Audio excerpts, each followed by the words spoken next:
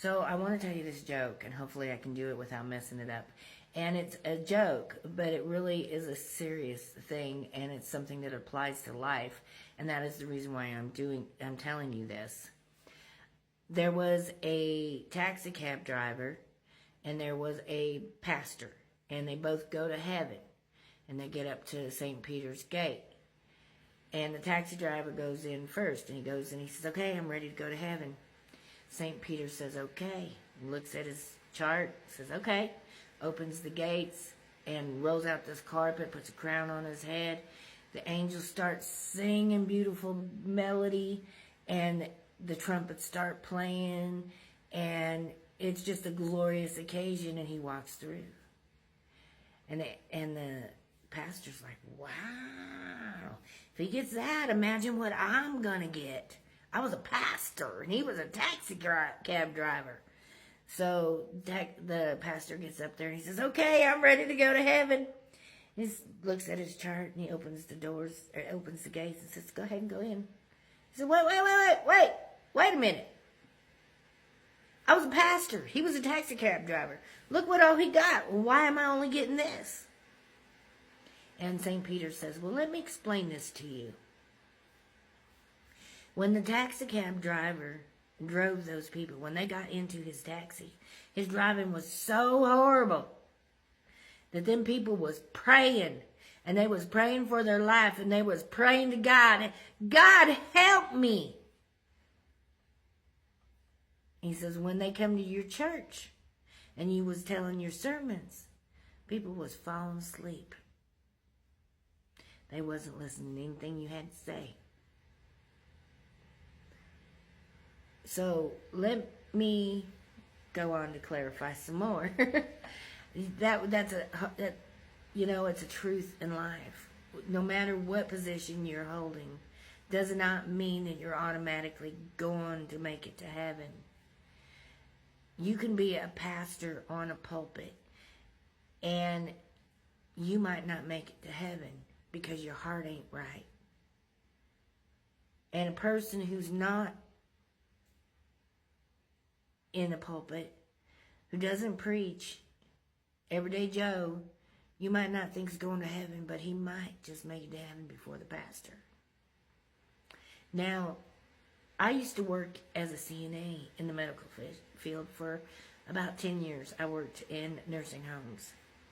And anybody who has worked in that field has witnessed when people pass on. And there's a thing that happens in almost every case when somebody passes on. There are two ways this goes.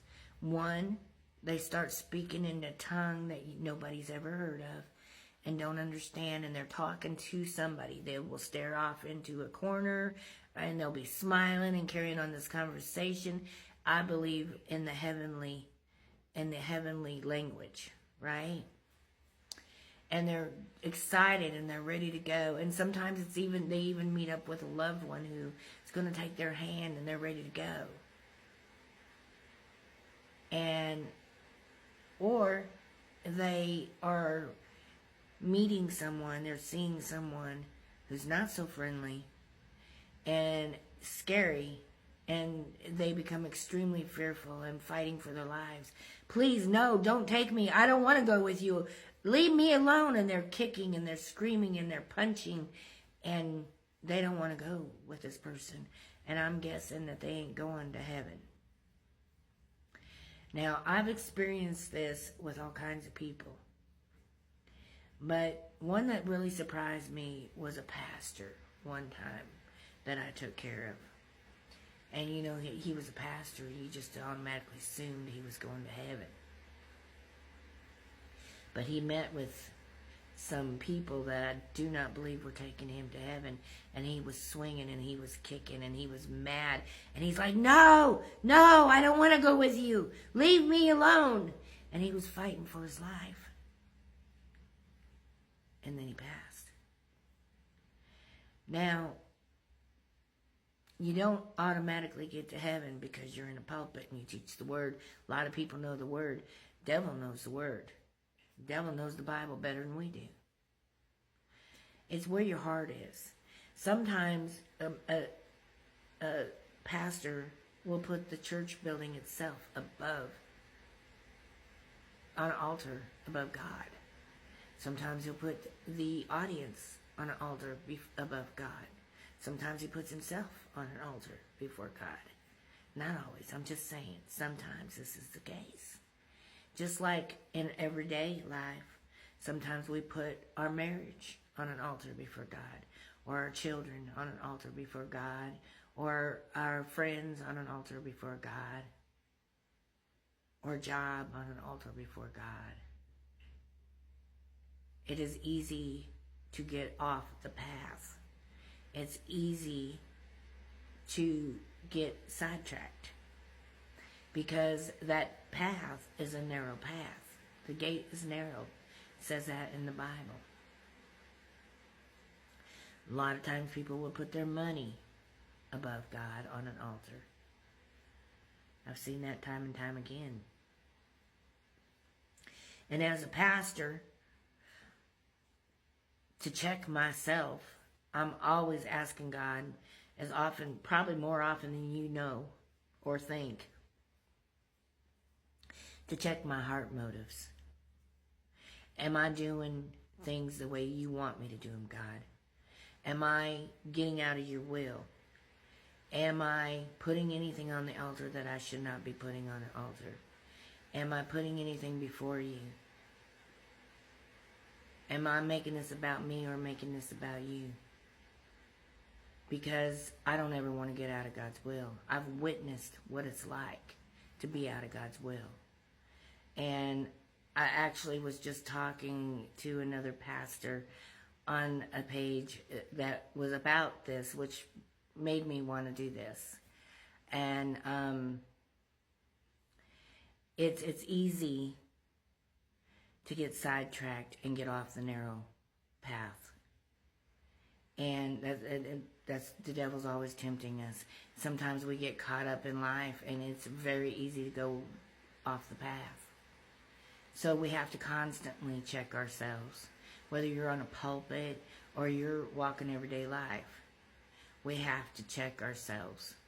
Because just because you're a Christian don't mean you're automatically going to make it to heaven. If you get off the path, that gate's narrow. You get off the path, you got to get back on the path. You got to be checking yourself all the time so you don't get off that path.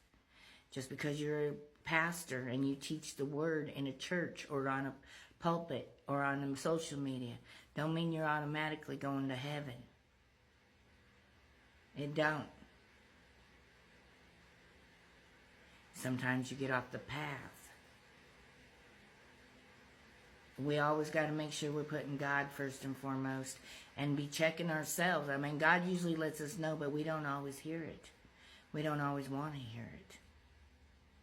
Sometimes we got so much going on, it gets quieted. His voice gets quieted and we don't hear it. So it's very important to stay on that path. And we're all falling short of perfection. The only one who falls into that realm of perfection is Jesus. He's the only one worthy. And so we struggle with that. And we have to constantly make sure that we are on that path and that we're not getting sidetracked and we're not getting off. We're not putting anything as an altar in front of him. You know, sometimes the economy gets hard and money gets tight, and then we start worrying about how we're going to make those bills, and so we start putting in extra time at a job that we put before God. I've been guilty of that. I've been guilty of that. And I had to be corrected by my God. And so you have to make sure that you're putting God first. It's really easy to put things before him, and nothing should ever be before him. So always check yourself, because none of us are perfect, and that gate is narrow, and we want to go through that gate, baby. We want to. So always check yourself. It's not a bad thing to do. Hallelujah.